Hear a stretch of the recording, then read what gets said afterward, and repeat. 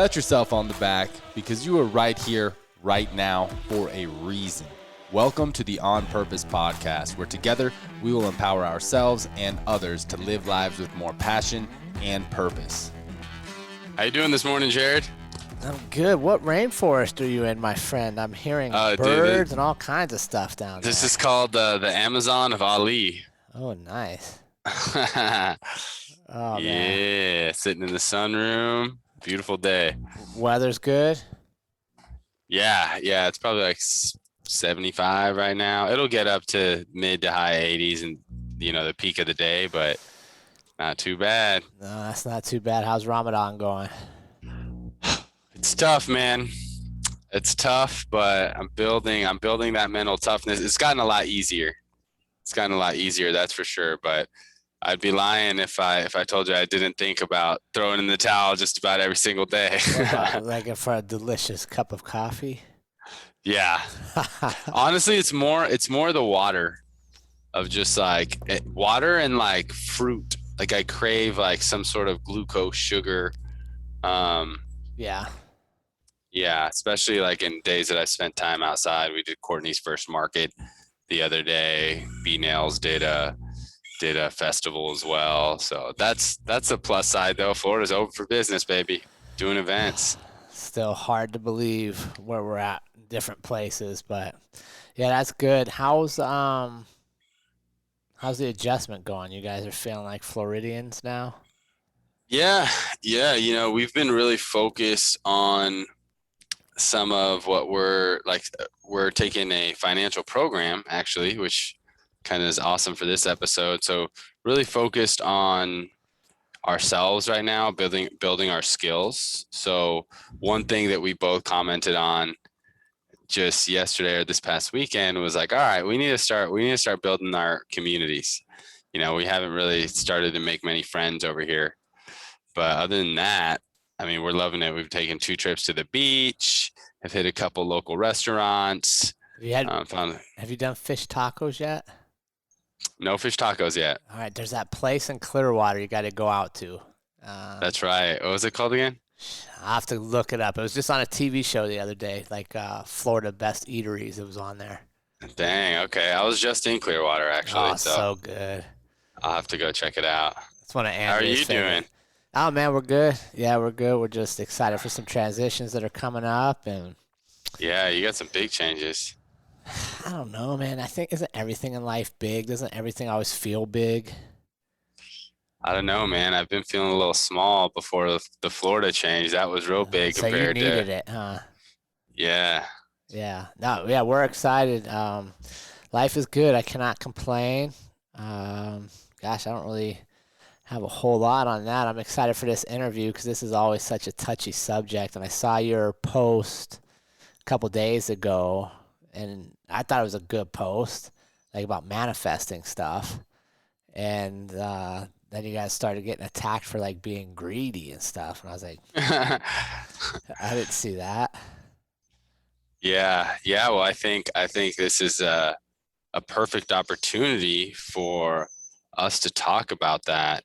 So episode 110, the purpose of money. Cha-ching. So yeah, this is so where did this topic come from, Jerrod? I remember that you were saying somebody approached you or maybe you put out a post or something of like, hey, community, like, what do you guys want to hear? And someone was like, you guys never done a financial or money episode. And we're like, whoa, you're right. Do you remember who that was? I think it was Dustin, one of the guys from the gym that loves listening to us and will be hopefully joining us in Florida later this year. Nice. Yeah, because he was talking about having similar experiences about just the emotions that go around money and just like the stress of it. So he had asked that maybe we could dive into something like this. Nice. Well, shout out Dustin. Appreciate the suggestion. So tell them real quick, what was your post that was able to be perceived as greed? Do you remember? Yeah. So I shared a post and said that how much money you make is a byproduct of your value creation in the world.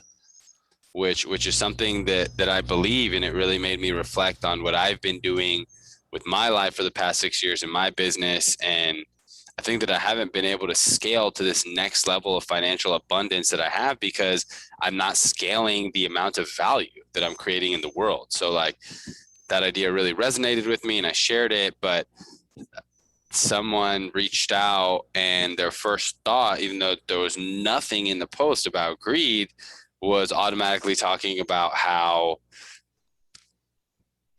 lots of money can be greedy. And honestly, I didn't give much energy even into reading into it. So I don't think that he was saying like if you make a lot of money, you're greedy. He was I know the guy, he's a good guy. He was trying to stay kind of neutral. But he was talking about greed and I was like, hey, like why I'm curious, why does greed come to your mind when we're talking about money? Because money is neutral. Right. So let's dive right in, Jerrod. I love it. Can we stop right there for a second? Yeah. And I love that post, and I 100% agree that if you want more money in life, if that's your driving force, you have to create more value, right? And I think if we all looked at like how my value bank instead of bank accounts, like what value am I bringing to the world? One, the byproduct, just like you said, would probably for most people be an increased wealth, tangible things, whether it's money or whatever it is that you're measuring wealth off of. But two, you would be making the world a better place every day, right? And if we could put our weight on what kind of value did I bring today, that the byproduct is influence, right? And people are always like, I always hear this one, like cops or teachers or the military needs to get paid more. Mm-hmm. Right? Well, why don't teachers get paid a whole lot? It's not that they're not worth it. It's just there's so many of them, right? Yeah. There's so many that there's not a ton of value there as far as monetarily. Now, as you progress up, like why do principals make more than the teachers? Well, there's additional roles, but there's also fewer principals, right? I'm so glad you brought that up. Supply and demand. If there's less of me, I can charge more for me. If there's a bunch of me, like when I go into the Air Force or the military, and there's 8,000 basic airmen basic, the lowest level in the Air Force, our value is not very much because I'm one of 8,000. But if there's only 6 4-star generals, his value or her value is worth a ton more than mine because there's only 6 of them. So, because it's personal, we don't want to look at the laws of supply and demand. Right. So the laws of supply and demand 100% apply. And I'm really glad that you brought up teachers because that post definitely hit some hearts. So I got another person who direct messaged me and was like, I completely disagree with this statement. Like, what about teachers? And I didn't think of the supply and demand application, but that's also true. But I shared with him that teachers some teachers are way better than others, right? But they get paid the same. So they're in a system that determines your value, regardless of how much value you're really contributing. I mean, this post was mainly geared towards entrepreneurs, business owners, because as an employee, your value is dictated by your supervisor, your the owner of the company, and what skills you're bringing to the table. However, you can be a lot more valuable than you're getting paid for when you have when you're in the corporate world. Like there's limits to the value that you can create. And even as a teacher, you're limited in what you can teach. You can't teach whatever you want. You're put into a box. And you have to follow the rules box. Courtney, she would get in trouble all the time because she would do these unique things of trying to get children to think for themselves and have these awesome exercises. But she would get in trouble with like the principals and supervisors and be like, hey, like this isn't the standardized testing of what we're told to teach these students. So I think that argument as well for teachers like shows that you're limited in your value creation. Well, and here's one I always go to, right? When people are like, "Oh, I can't believe athletes make $250 million for 10 years to play a game," and I'm like, "Well, let me ask you this: when was the last time 45,000 people came on a day to watch you work?" Never. Right? Exactly. The fact that he can or she can make $250 million is because every time they play, 45,000 people pay their hard-earned money to go watch them do their job. So if we don't want that, like if we're like athletes shouldn't get paid, just quit going to the games. Don't watch them. And if you don't watch them, if now all of a sudden attendance at a sport goes from 45,000 to 20,000, and it stays that way for a while, all their payroll will have to come down because they're not making as much money on the ownership side, right? Like it's relative for all of us. If we want more money working, we have to be more unique in what we bring. The more common we are, the more replaceable we are, and I think that's where, honestly, sometimes people get poor feelings towards money. Is to me, they confuse the two. Money is a means to buy tangible things in my world. It's just a thing, right? Just like this table, that's a thing. The computer's a thing. This plant's they're things. They have no feelings. They don't like me. They don't dislike me. They're things. But my value is how I feel about my contribution to the world. And I think they're two drastically different things. But for some reason, for many of us, we associate how much money I have with how much value I have to the world. And I would argue, as we're going to talk, I see some of our questions that we'll discuss, if we keep them separate, at least in my life, I found I've made more money when I've kept them separate versus assigning emotion to the money. What do you think? Is value and money different?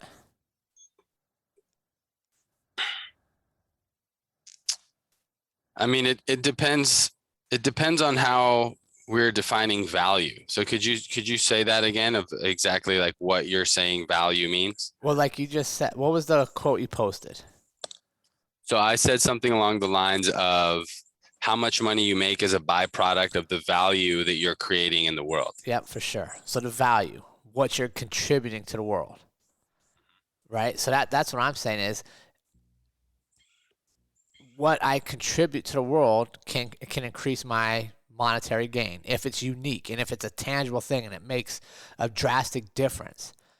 But I would also challenge people to realize you don't need a lot of money to find value in the things you do, and the value of inspiring others or helping others or whatever it is your contribution to the world is. And I think that's a balance that we'll discuss throughout the show that allows people, quite honestly, to end up making more money because they're not basing the value of how they feel about themselves or how they think the world feels about them on the size of a bank account. Yeah, well, 100% it's perception, right? Someone else, another guy actually had commented on that post and said, yes, for capitalism, this is true, but not for religion, which I thought was a good point, right? Somebody like Jesus Christ, extreme value creation in the world, but he did not capitalize on it in the capitalistic way of trying to monetize that value creation, right? But in today's world, I believe that, you know, when you're creating so much value, that a byproduct is money, but only if you're believing in yourself and that if you believe what you're bringing is valuable as well. Because people can highly underprice their offerings, overprice their offerings. People can be crooks, you know, making a lot of money, but not in a very moral way. But then that goes back to, if a crook can make a lot of money, it's that quote that I shared still stands because it was the perceived value, right? Even though these people got ripped off in that moment, they perceived whatever the crook was offering to be valuable. So you're talking about like buying the old VCR out of the trunk of a car in a parking lot that you know is stolen, but because he's selling it for $10, you buy it anyhow? Our financial industry, right? Maybe a corrupt financial advisor is telling you like, hey, you know, invest 10,000 into this, you know, the market's going up, blah, blah, blah. You believe that, okay, this is a valuable investment. And then 3 years later, you lose it all, kind of thing. Yeah, I don't know, man, because that person didn't end up bringing value to the world. but it was perceived value. That's what I'm saying. Is he was able to make money because somebody believed that it had that value. Yeah, he tricked him into it. Mm-hmm. But I would say at the end of the day, when he gets caught and goes to jail or whatever, he brought the world no value. Unless, of course, the value was to teach him how to watch for that lesson in the future. Right. So that's why I don't think it's only 100% direct correlation to the perceived value, not necessarily the actual value, which is super hard. I think there's two different things, right? There's the value I feel about myself, and then there's the value the world assigns to my goods, potentially. Right. And I mean, at the end of the day, like what really is value? You know, our money is, so let's talk about that. Yeah. Let's talk about our money. So the purpose of money, right? So if you Google the purpose of money, it's going to tell you things like, you know, a function is a medium of exchange, Yep. a unit of account, store of value, right? Used to barter, things like that. But modern economies like us use fiat money that's not backed by anything. This is just what we perceive the value to be. But at the end of the day, how different is it than a sheet of paper? You know what I mean? However, we're perceiving it to be valuable. Well, if you go, I mean, there's a whole lot you could get into with this. But yeah, I mean, did you realize that it's actually illegal to trade in anything but US dollars? Because it's our legal tender, right? So like if you tried to, like, legitimately bartering and trading things is technically illegal based on the rules they created. Dude, I'm breaking the law all the time then.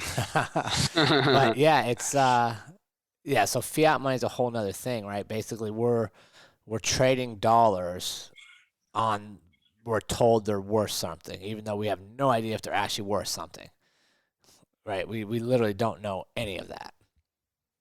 And that's part of like our current economic crisis or potential crisis. Is like I was telling you, I was doing some research, and we've printed 40% of US dollars have been printed. 40% of US dollars in the world right now have been printed in the last year. Which, you just didn't talk. Your volume didn't come through there. That is insane.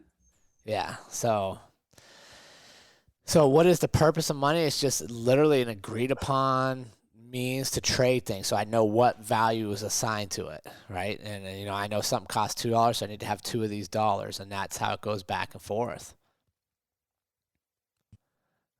Okay. So if the purpose of money is really just a medium of exchange, right, to purchase goods and services, then why, Jerrod, is there so much taboo around money? Like, why don't we talk about money at the dinner table? Why do we have as a society this perception that we shouldn't talk about money? Well, I think because we're assigning so much feeling and emotion and our self-worth, and what I go back to earlier, my value. I'm not separating the value of how do I feel about my contribution to the world, my value to the world, and the people around me. We've been tricked into thinking that having money is the only way I can be important, and having more things is the only way I can make a difference. And yes, money does allow you to have influence, absolutely. But it's not the only way you can have influence. It's not the only way you can be a good person. And, you know, I mean, like, I'll be honest, I grew up in a family, we had a very poor relationship with money. And what I mean by that is no matter how much we had, it was never enough. And part of my adult life, we were living that same model of saying, well, we can't afford it. We can't afford this. We can't do this. We don't have the money. And the truth is we had the money. We just didn't spend it wisely, or we didn't choose to spend it on this. We chose to spend it over here. So for me, one of the big things I did was just making sure that I treated money like I would treat every other physical thing in the world. It's a thing. It doesn't like me. It doesn't hate me. It doesn't love me.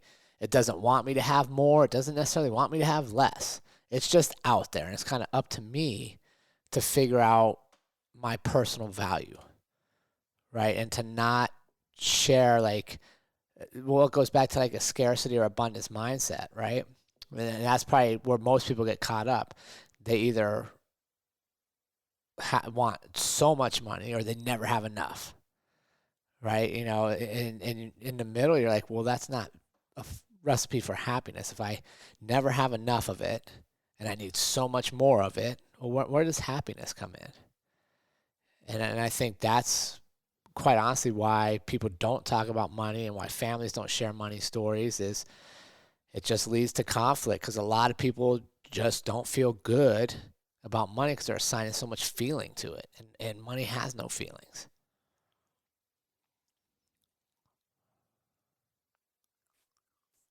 Money is neutral, and Hey, dude, when you come off mute, you gotta like delay like a second or two because like you came off mute and like I could see your lips move, but like the first 4 words didn't come through. got it. I'm muting because all these birds are chirping away over here. Got the Amazon background. All right. So whatever you were saying there.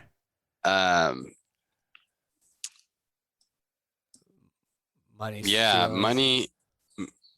So money, I think at the end of the day, people don't want money, right? We want the things that money can purchase. And then looking even further than that, I think it's what not even the things that can purchase, but what we believe they're going to make us feel like. Even though we know it's not true. What's not true? Even though we know if we have all this money that we think we need, it's never enough. I don't think everybody knows that. Well, I don't know. Look around the world. I think it's pretty obvious. Yeah. Right? Like, you know what I mean? Like, you are always questing for more. Mm-hmm. And I think that is the big downfall of money because I'm telling you right now, like, in our life, we're making way less than we made other times in our life. But I would tell you our happiness is much greater. Mm-hmm. And why is that? How is that possible? Because money is a thing. It literally doesn't care if you're happy. It doesn't want you to be happy. It doesn't want you to be sad. Like, it has no feelings. It's literally a little paper thing that you carry around in your pocket. Or now it's always on your card.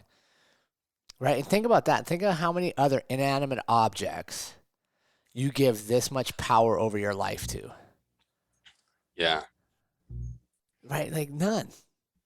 But we've been tricked. Because for years we're sold these images of the wealthy people doing this, and if you make this, if you go to this school and get this degree, you'll make this much money and you'll have this kind of life, right? And what we're always promoted to and what we're sold is, more money, I can buy this, I can buy. Once I get that, I'll be happy. I get this, I'll be happy. That'll be the best thing. And you look, it's just like you and I talked about before. We're in the safest, wealthiest nation in the world.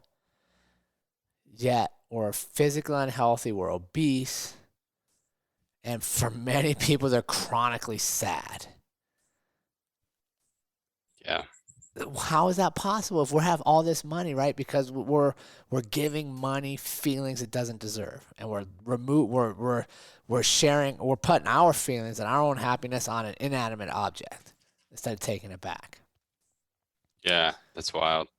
It's nuts when you actually think about like how smart we're supposed to be. And then think about like, man, we're not owning our share of this right here. Right? And the reality is, like we talked about before, man, you look at some of the poorest nations in the world, like Courtney's gone to some of them to work and volunteer. The kids are the happiest there. Why are they happy? Because they don't know they don't have anything. They don't know that somewhere in the United States there's a kid in the basement of $1 billion house with all the computers in the world wishing he had $1 billion and $1 house. They're just happy to play with sticks in the dirt and run around and be kids. You know what I mean? And that's, we can all have that. That's my point here. But we got to take ownership of how we feel about money. Yeah.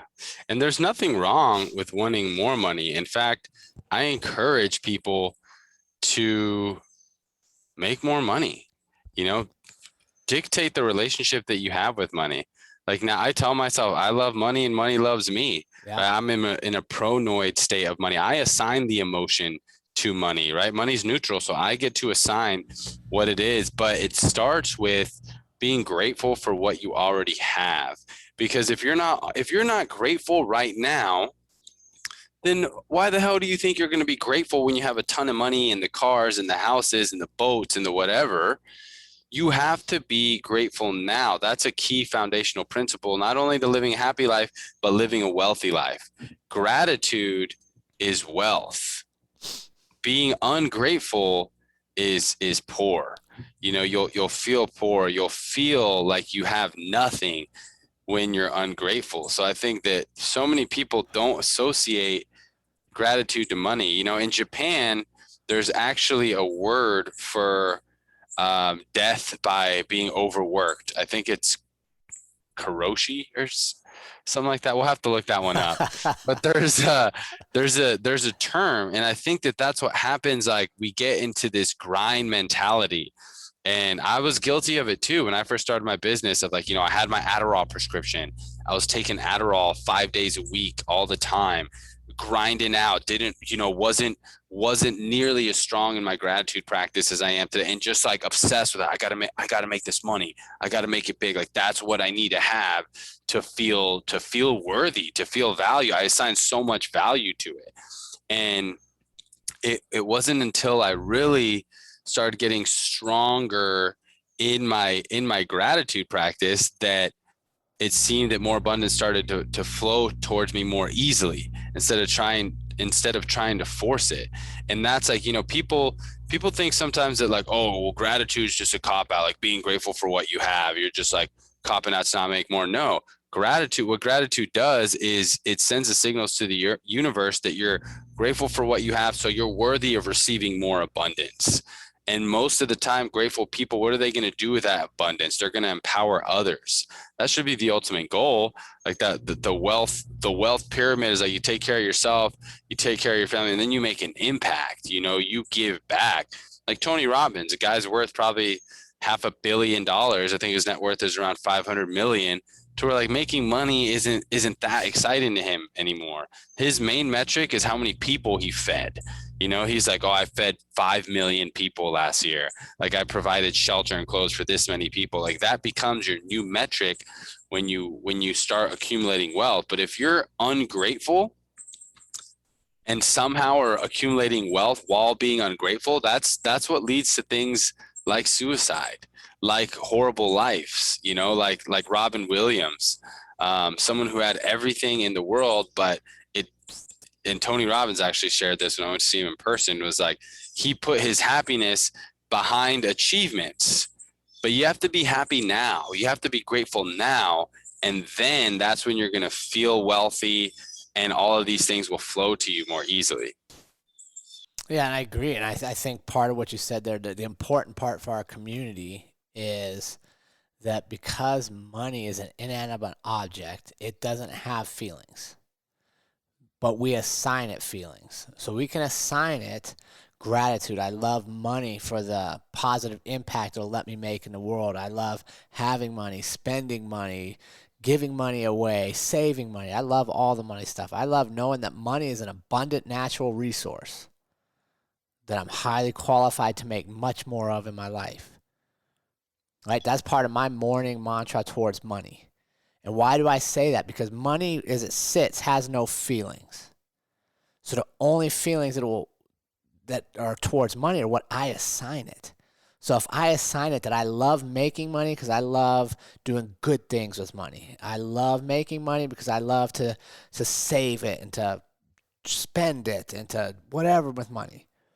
Now when I look at money, I'm looking at it as a place from love and that I'm acquiring more of it. Conversely, I could sit and wake up and think I don't have enough money. Boy, I'd really like to do this, but I don't have money. Well, now what have I assigned? I've assigned negative feelings to money.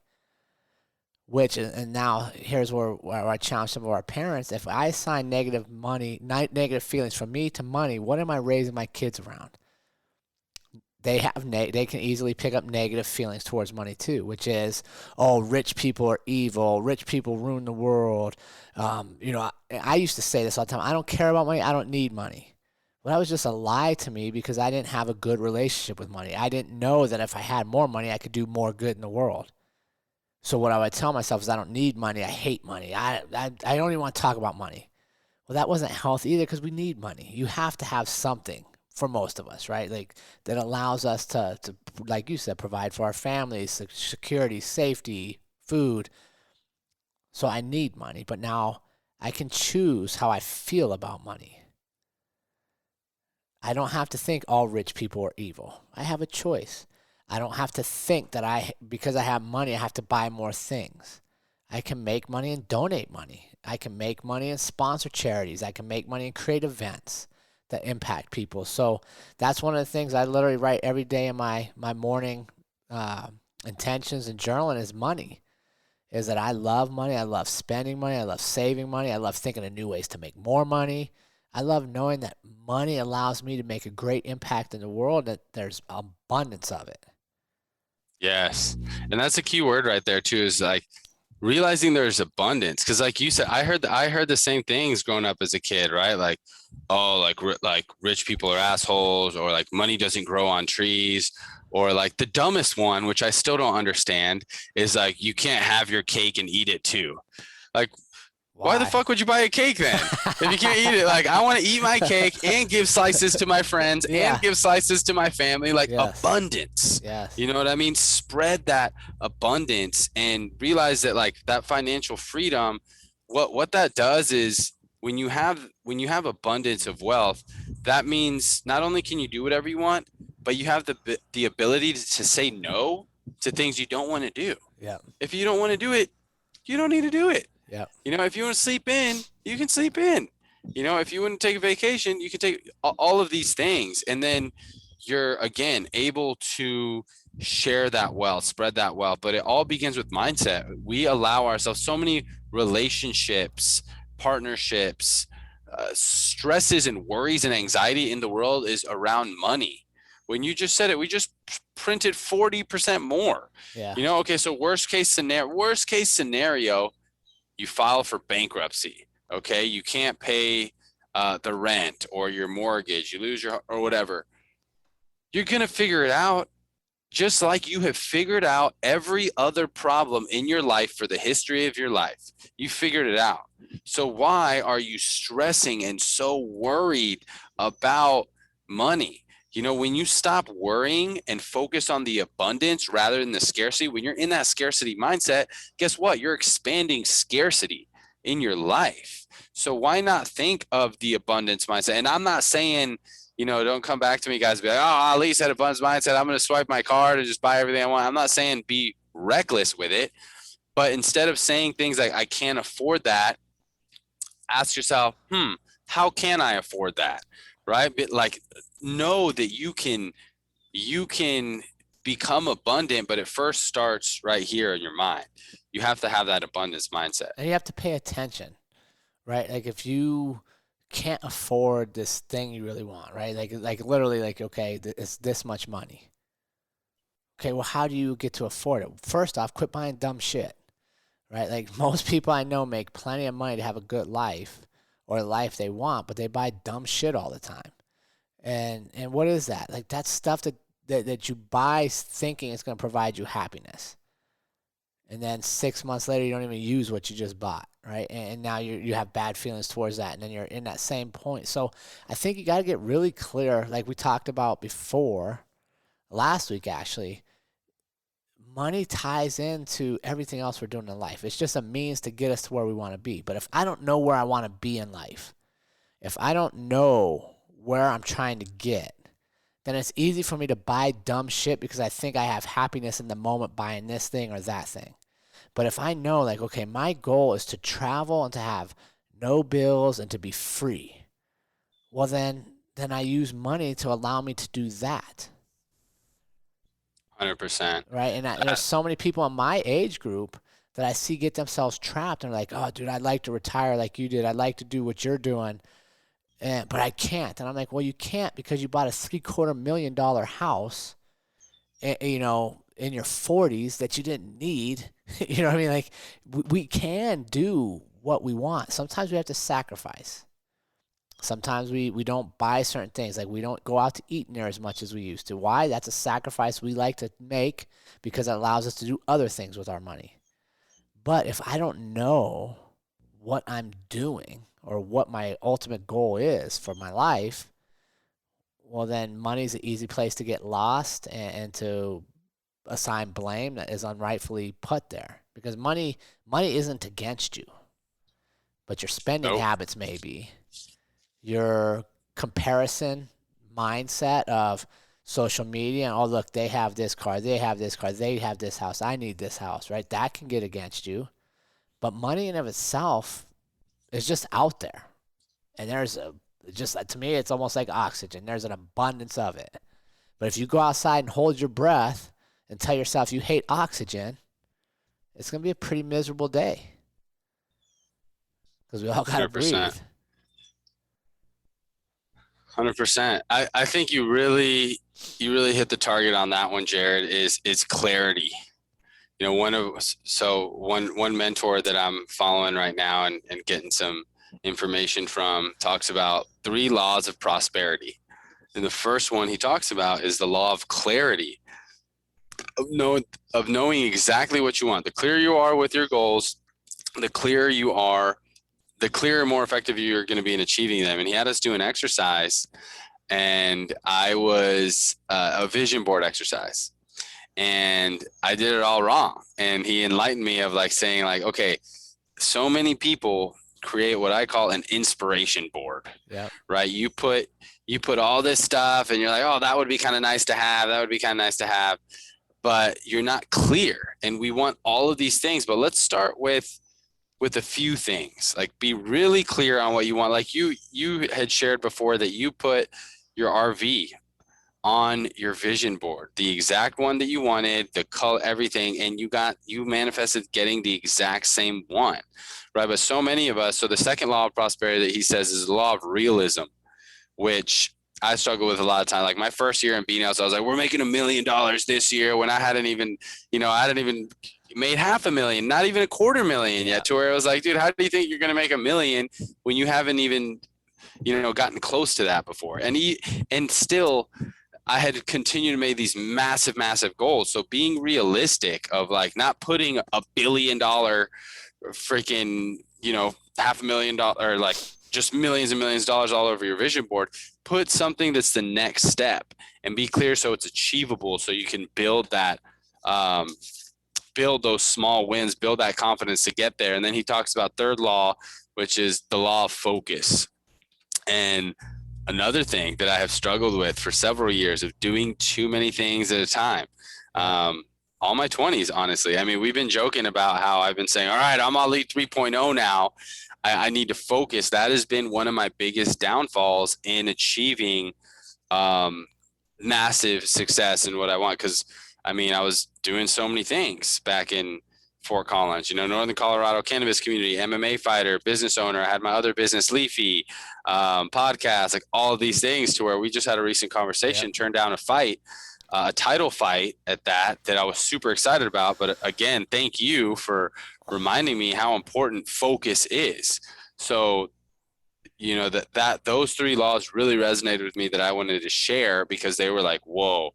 So again, 3 laws of prosperity: law of clarity, law of realism, and law of focus are really 3 laws that if you follow, you're much more likely to achieve financial abundance. And when you set that clarity for your life, money is just another part of the process. It's another part of the formula, if you will.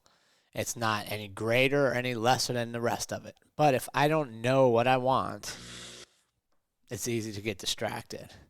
So the last question before we wrap up, Ollie, do you think money can buy you happiness? I think that money can buy things and experiences that create the emotion of happiness. Absolutely.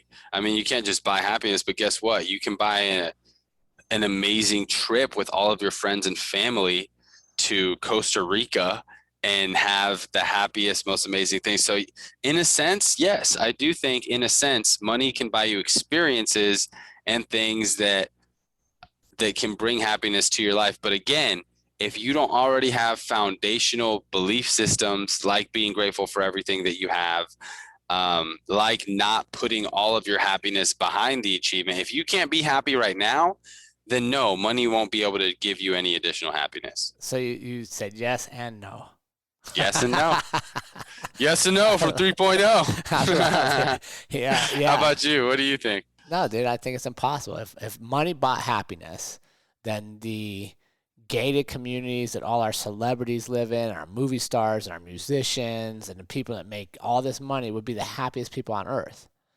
But many times, like you mentioned Robin Williams, and you can think of many, many more, they're like some of the most miserable people because they have so much money, but they don't have happiness. They don't have appreciation for the things around them because it's easy to get everything, right? And even like for, say, the Costa Rica trip, even if we didn't have money to fly there, but we had enough money to catch a bus there, could we be happy on a bus ride? You could. Yeah. Right? So I think for me, money, don't get me wrong, I like having money, I like making money, I like saving money, I like doing stuff with money. But at the end of the day, I can still choose to be happy whether I spent a penny that day or made no money that day. Yep. And I think that's when we start changing our relationship to abundance towards money, we know that the universe works in our favor if we allow it, and get rid of the I can't afford it with, okay, what stupid shit did I buy? Because usually if you can't afford it, it's because you bought stupid shit. You can be happy. And you can start changing your focus with money and take the feelings you have towards money back.